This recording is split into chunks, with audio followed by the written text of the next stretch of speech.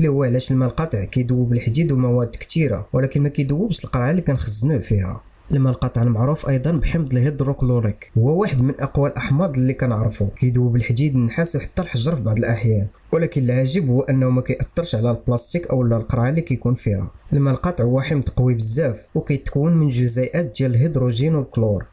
ملي كيتعرض الماء القاطع لاي ماده، جزيئات الهيدروجين والكلور كتفصل الروابط بين الذرات ديال الماده اللي كتلقاها قدامه وكيبدا يذوب فيها.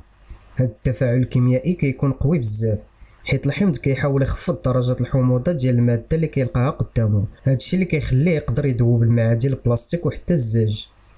القرعه اللي كيكون فيها الماء القاطع كتكون مصنوعه من مواد خاصه اللي كتسمى البولي ايتيلين او البولي بروبيلين.